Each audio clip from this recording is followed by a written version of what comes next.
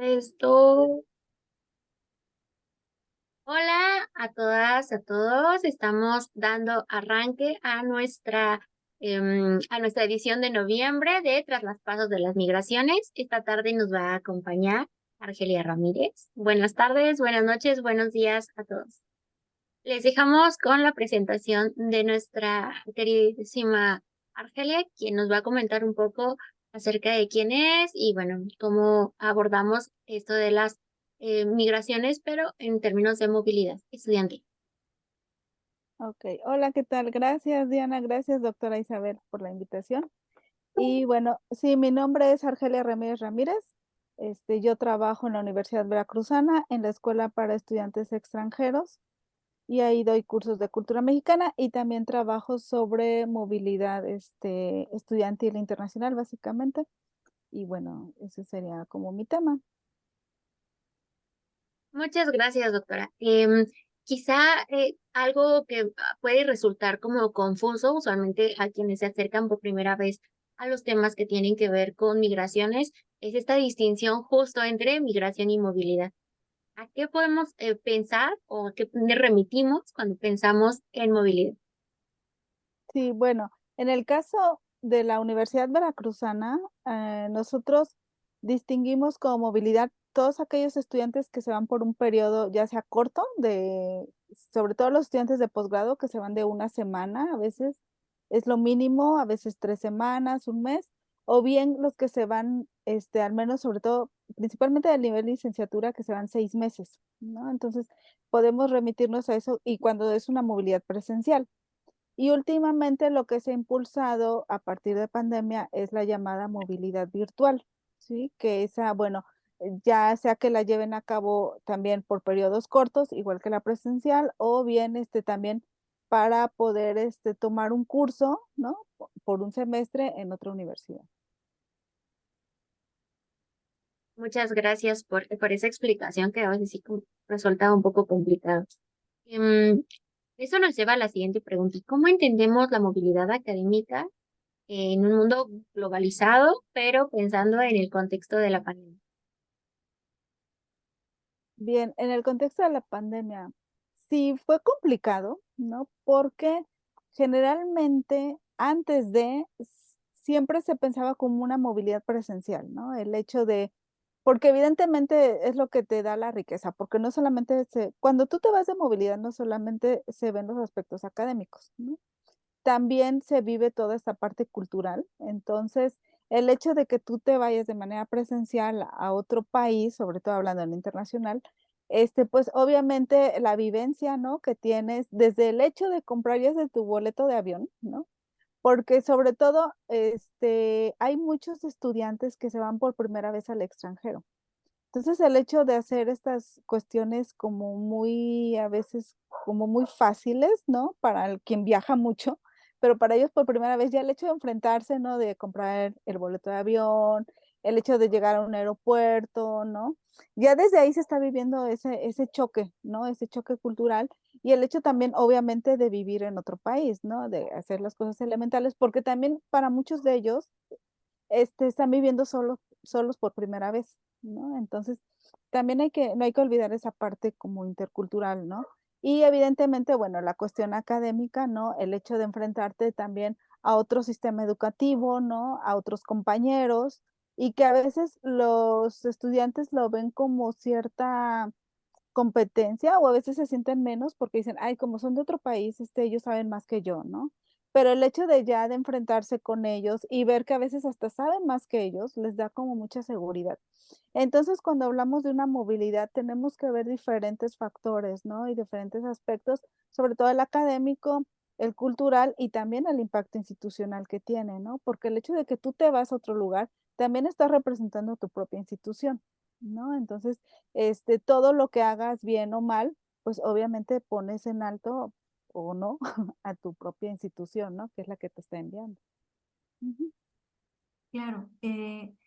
Argelia, con respecto a esto que nos compartes, que me parece trascendental, muy importante, trascendental, si nos pudieras, por favor, compartir estas consecuencias que tú consideras que tuvo esta pues esta pandemia que al parecer como que detuvo, ¿no? Entre comillas, ¿no? La movilidad estudiantil internacional. ¿Cómo se vivió? ¿Cómo se vio y se experimentó todo este proceso con la pandemia?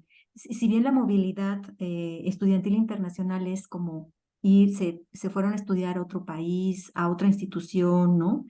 De repente nos agarró la pandemia y de repente casi como que el mundo se paralizó.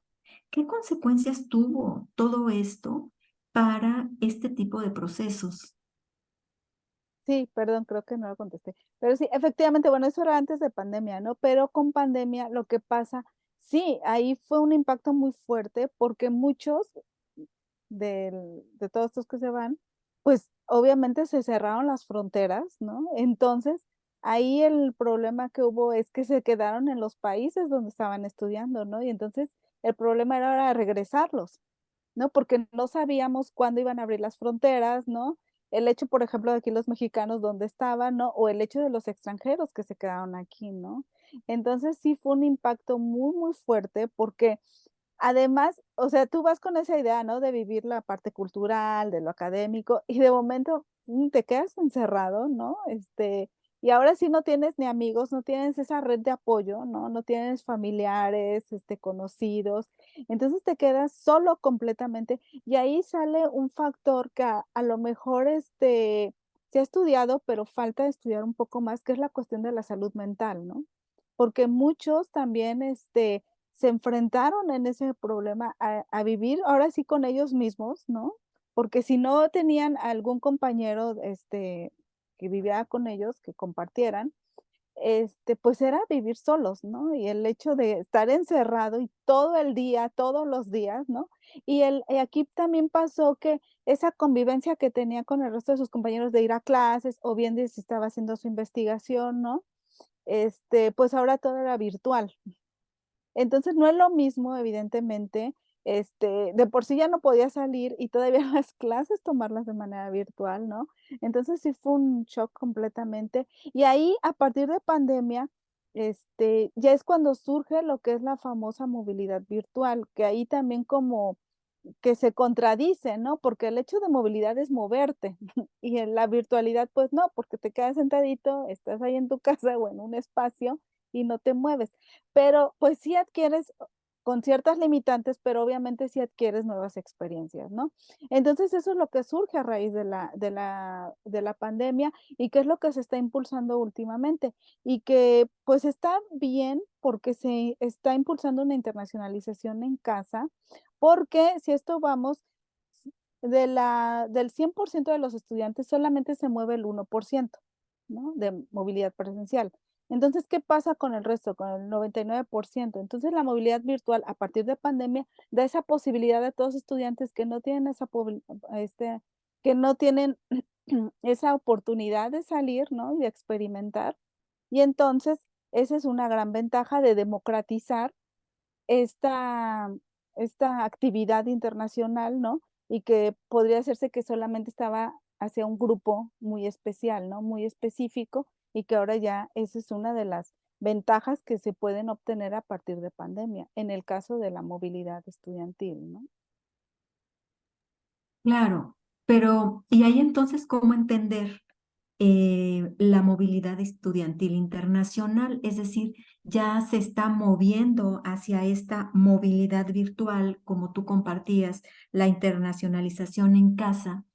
Pero eso no significaría entonces que se pierden otros elementos valiosos que brindaba digamos, la manera tradicional en que se veía la movilidad estudiantil internacional, es decir, este movimiento hacia otras fronteras, hacia otros países, otras instituciones, y ahora, pues bueno, ya con esta movilidad virtual de internacionalización en casa, como que hay este nuevo paradigma, ¿no? ¿Hacia dónde nos está llevando entonces esta nueva expresión y ejercicio de la movilidad estudiantil? Sí, evidentemente sí se pierde, ¿no? O sea, porque no es lo mismo, o sea, que estamos interactuando ahorita así de manera virtual a que estuviéramos de manera presencial, ¿no? Ya sea que yo fuera hacia donde están ustedes, ustedes vinieran hacia acá, ¿no? Donde estoy ubicada, y obviamente el entorno, ¿no? Y además ahorita el momento en el que estamos cultural.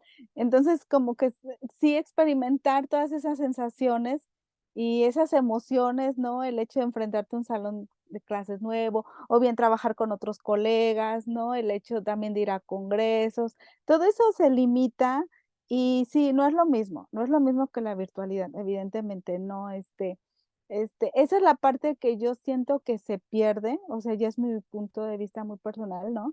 Que es, la parte intercultural, ¿no? La cuestión académica no le veo tanto problema, porque a final de cuentas sí podemos interactuar y podemos realizar proyectos, podemos hacer ponencias, colaborar en publicaciones, ¿no? Que pueden hacer los estudiantes con sus tutores allá, ¿no? De manera internacional. Y, pero, por ejemplo, eso de convivir con sus compañeros, ¿no? Él dice, crear amistades, o sea, ir más allá de la cuestión ya, más formal, ¿no?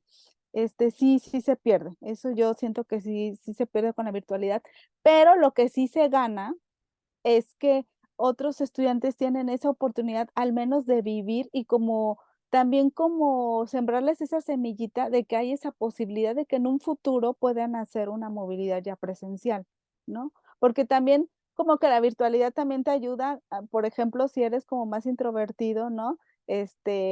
Pues no tienes que enfrentarte tan de golpe, ¿no? A la nueva realidad, ¿no? Que te va a enfrentar la movilidad presencial. Y entonces vas como ahora sí, vas experimentando poco a poco, ¿no? Conocer nuevos colegas, practicar otro idioma, por ejemplo, ¿no? Que ese siempre es como la barrera más fuerte hacia de los estudiantes, ¿no? De los académicos, de todos, ¿no? Siempre es como es el miedo, ¿no? De hablar en otra segunda lengua. Entonces, como que vas ahí poco a poquito, ¿no? Vas aprendiendo y ya puedes ver que sí puedes trabajar, que sí puedes colaborar y que entonces eso te llevaría quizás en un futuro para un posgrado para los estudiantes, ¿no? O bien para hacer una estancia de investigación, sea corta o larga, ¿no? Dependiendo de tus intereses. Y que, pues sí, empiezas a hacer esos contactos, ¿no? Porque a final de cuentas, ¿cómo es la movilidad? A través de contactos, ¿no? Entonces, creo que el hecho de empezar a establecerlos de esa manera puede llevar a un futuro. El hecho de la movilidad virtual no te limita, ¿no? Yo siento como que es un primer paso hacia algo mucho más, que te puede llevar hacia la parte presencial y ya vivir esas sensaciones de la interculturalidad, de enfrentarte al otro, de los choques culturales, porque eso también es parte de la experiencia, ¿no? Entonces, creo que vivirlo, yo sí lo veo así, ¿no? Como que es un pasito, es un paso previo que puede experimentarse, ¿no? Posteriormente. Claro, y hay algo súper importante que aquí rescatas y me parece que es primordial como visibilizarlo. Esta cuestión que dices que se democratiza internacionalización y me parece súper importante, ¿no? Este elemento. Y otro punto que tú ponías ahí como el dedo en la llaga con respecto a la salud mental que me parece también que es súper importante visibilizarlo, ¿no? Que estuvo como en este proceso y que fue súper importante. ¿Qué nos puedes comentar con acerca de ese punto? Sí, en la cuestión de la salud mental, a mí me parece que a veces como que en los estudios lo vamos dejando de lado, ¿no? Como que nos centramos más como en la cuestión académica, qué puedes hacer, qué vas a lograr, este, como que cuál va a ser tu futuro, ¿no? Más adelante. Pero a veces como que nos olvidamos de la persona, ¿no? Entonces, como que no sabemos qué están sintiendo los estudiantes. O sea, hay algunos que son como de un carácter más fuerte, entonces no se limitan, pero a veces hay unos que son como más sensibles y el hecho de llegar a un nuevo país, ¿no? Lo que les digo, desde ya es subirte al avión, ¿no? Que a veces muchos, al menos en el caso, yo me refiero mucho al caso de la UV. En el caso de la UV, que es el que yo he trabajado, se caracteriza porque la mayoría de los estudiantes tiene un origen, de nivel económico bajo. ¿Sí? Entonces, muchos de ellos no han salido al extranjero, ¿no? Entonces, cuando hacen esa movilidad presencial, por ejemplo, pues es la primera vez, ¿no? Entonces, ellos me decían, es que yo no sé cómo se compra el boleto de avión, ¿no? Yo no sé cómo me voy a subir, ¿no? El hecho de llegar a migración, ¿qué voy a decir? Entonces, este, sí es un golpe fuerte para ellos, ¿no? Y luego el llegar y vivir solos por primera vez, a veces tienen que compartir, dicen, es que yo nunca he vivido solo, yo nunca me he hecho de comer, ¿no? No sé hacer las cosas como más básicas, ¿no? Entonces, sí les enfrenta mucho. Y unos de ellos me decían que sí tuvieron problemas a veces para socializar, ¿no? Pero curiosamente, ellos no tuvieron problemas para socializar, por ejemplo, en países, europeos, ¿no? O de Estados Unidos, de otra lengua distinta al español. Tuvieron problemas para socializar con, por ejemplo, cuando se fueron a Argentina o se fueron a Chile. O sea, hablamos el mismo idioma, ¿no? Pues hablamos español con sus variantes, evidentemente, pero ahí es donde más les costó adaptarse, ¿no? Entonces, eso sí fue bien curioso, que haya sido, aun cuando no se podrían comunicar, ¿no? Y podríamos decir, bueno, pues estamos y somos latinos, ¿no? Compartimos una cultura, como que habría más como más ambiente, ¿no? Y más, sintonía entre nosotros. No. Entonces, el hecho de, por ejemplo, en los países europeos lo que hacían era buscarse entre los mismos latinos. Entonces, ese fue un soporte muy fuerte para ellos, ¿no? Ese fue un apoyo muy fuerte. En cambio, acá en los países latinos no pudieron encontrar ese apoyo, ¿no? Curiosamente, y entonces, sí se sintieron muy aislados. Y ahí cuando a mí me llamó mucho la atención que digo, ok, o sea, este problema de salud mental no se ha tratado. Y es lo que dicen, es que no me preguntan, bueno, ¿cómo te sientes, no? ¿Cómo te fue hoy? O sea, con preguntas como muy esenciales, ¿no? O a veces damos como por hecho, ay, pues estás en otro país, estás contento y estás bien, ¿no? Pero yo creo que sí faltaría como más estudios. Yo al menos en mi caso, yo ya no me centré más en eso, ¿no?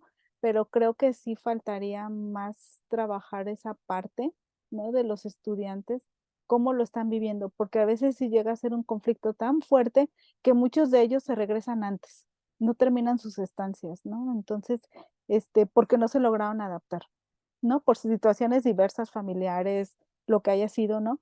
Pero entonces creo que sí es un tema que hay que abordar y que pues que está ahí, ¿no? Y que yo dejaría ahí para quien le interese, está latente y que sería muy beneficioso, porque ellos es lo que dicen, es que sí necesitamos un apoyo psicológico, ¿no?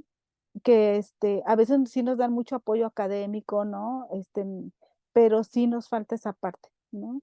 Y también dice que nos hablen más de interculturalidad, ¿no? ¿Qué me voy a enfrentar en el otro país? Creo que dicen, ellos me decían, yo sí necesito como que me den cursos antes de, para saber qué me voy a enfrentar, ¿no? Y no y no me sienta mal o me sienta menos, ¿no? Y me vaya yo adaptando poco a poco a este nuevo lugar en el que voy a estar, pues, por un tiempo determinado, ¿no? Ujú. Claro, sin duda hay muchas tensiones que se detonan a la hora Ujú. de realizar movilidad o migración ya en forma, que no son como siempre muy atendidas. Y me imagino que en este contexto pandémico, por estar como con la ebullición del problema, en realidad hubo pocas intervenciones. ¿Quiénes fueron los actores que sí realizaron estas intervenciones sobre diferentes aspectos que pueden ser salud mental, incluso lo académico? ¿Hubo actores gubernamentales, hubo actores institucionales o más bien fueron como unas organizaciones colectivas? Sí, en la cuestión de la salud mental, ahora sí que ellos, pues no me mencionaron. No, a mí no me mencionaron quién los apoyó. Ahora sí que se refugiaron en su familia, ¿no? Ese fue el refugio, fue su entorno inmediato. Familia, amigos, ¿no? Pero un apoyo, por ejemplo, exacto, que hubiera un apoyo gubernamental, pues no, aparte de que en pandemia, bueno, todo el mundo no sabía ni qué iba a pasar, ¿no? No sabía si iban a abrir las fronteras en una semana, 2 semanas, ¿no? O en 6 meses, ¿no? O sea, no sabíamos qué iba a pasar, ¿no?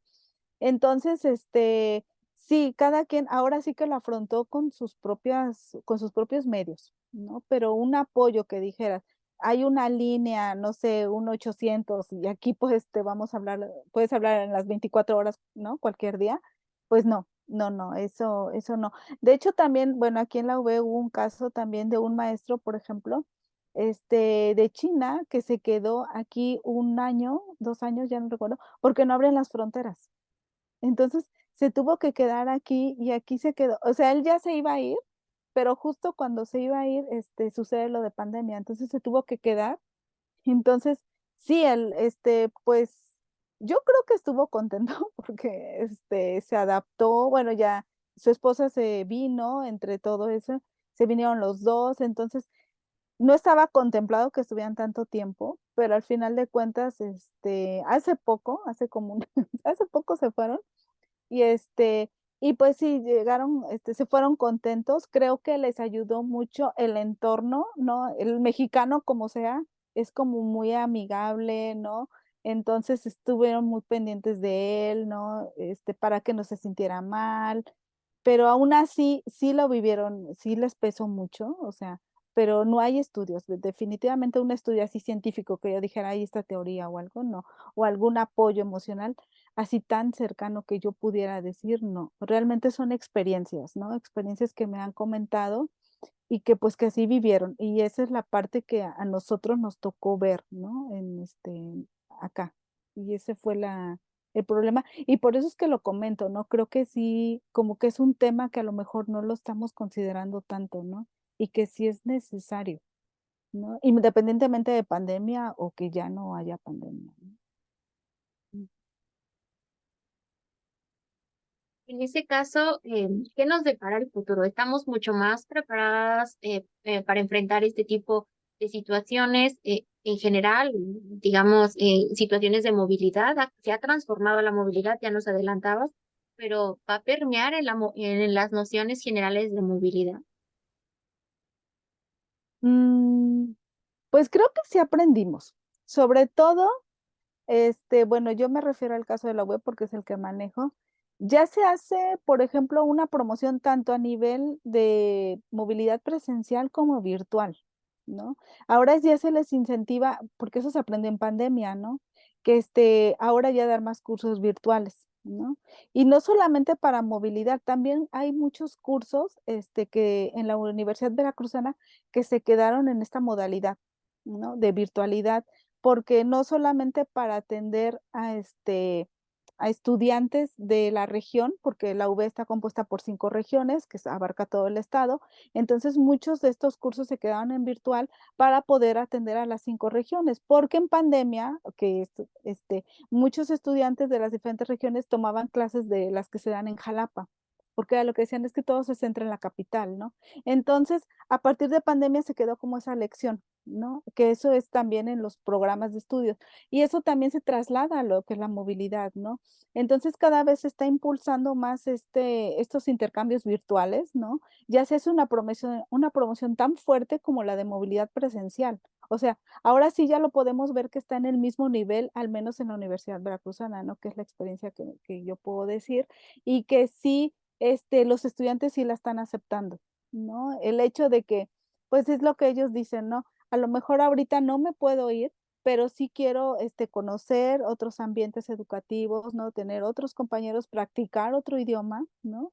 Y aprender cosas nuevas. Y entonces sí se están atreviendo ya a ser parte de esto, ¿no? Y ya lo están viendo como otra forma. Entonces, yo creo que a partir de pandemia eso fue lo que aprendimos, en lo que se aprendió en la institución, ¿no? Que no solamente limitarse a una cuestión que era presencial, ¿no? Y que se podía catalogar, ahora sí que estaba dirigida hacia un grupo específico, ¿no? Que podrían denominar de élite, ¿no? Que porque aquí en la UB es menos del 1%, o sea, no es ni el 1%, es menos del 1%, ¿no? De los que se mueven. Entonces ya el hecho de abrir ahora sí esta nueva ventana, se está atendiendo a muchos estudiantes, ¿no? Y realmente creo que esa fue la lección que se quedó y que se sigue incentivando, ¿no? Que se sigue trabajando en tanto en el nivel licenciatura como de posgrado. Sí, no se está limitando. Ujú. Fantástico, pues sin duda nos quedan muchas cosas en el tintero para reflexionar, para llevarnos a casita a la reflexión y también pues a nivel institucional muchas tareas pendientes, ¿no? Para atender estas tensiones que pudieron surgir y que a lo mejor, esperemos que no, Ujú. enfrentemos de nuevo. Pues muchas gracias, doctora Argelia, desde la Universidad Veracruzana. Estamos muy contentas de haberla tenido aquí hoy con nosotras conversando. Invitamos a todo nuestro auditorio a escribir a su correo. Ah, se nos pasaba que están trabajando en la Universidad Veracruzana en una caja de herramientas, ¿no? No sé si nos pueda comentar un poco al respecto antes de irnos. Ah, ok, sí. Sí, efectivamente, bueno, una de estas consecuencias ahora sí que de pandemia es que lanzó una convocatoria por parte de la Asociación Mexicana para la Internacionalización de la Educación Superior, que es AMPEI, y la Red Colombiana para la Internacionalización de la Educación Superior, RCI. Lanzaron una convocatoria para financiar un proyecto.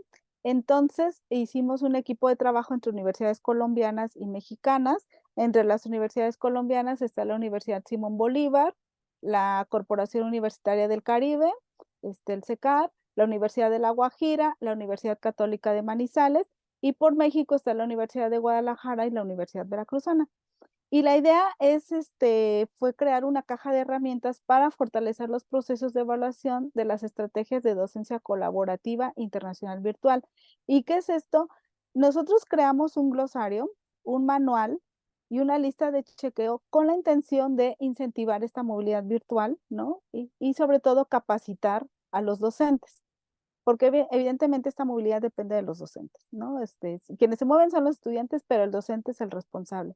Entonces se va a dar un curso de capacitación a través de la plataforma México X, va a ser gratuito, y entonces ahí se les va a enseñar cómo desempeñar cómo incentivar estos intercambios virtuales, ya sea porque quieran establecer un COIL o quieran hacer una colaboración espejo, o bien otras formas de intercambio virtual, ¿no? Entonces, sobre todo aquí para que se democratice esta movilidad, ¿no? Para todos los estudiantes.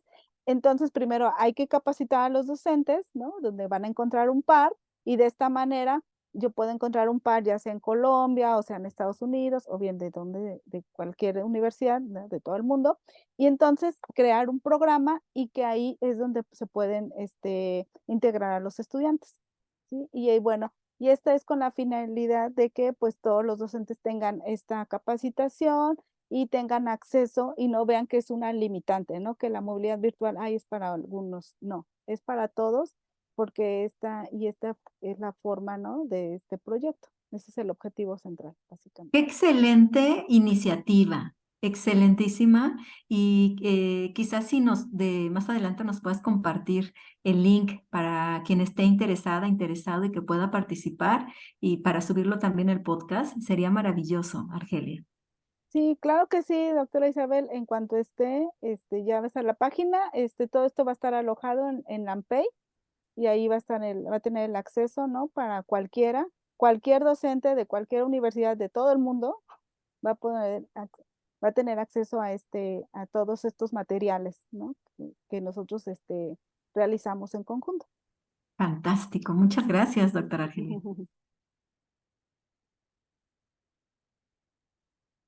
Pues muchas gracias por acompañarnos a todos nuestros escuchas y quienes nos visitan. Nos recuerden revisar los anteriores episodios y esperarnos al siguiente mes donde estaremos ya realizando nuestro último episodio de esta primera temporada. Muchas gracias por acompañarnos. Muchas gracias, doctora Argelia. No, Muchas muchas gracias, gracias a Isabel. ustedes. Que tengan una excelente tarde, mañana. Gracias a todas y a todos.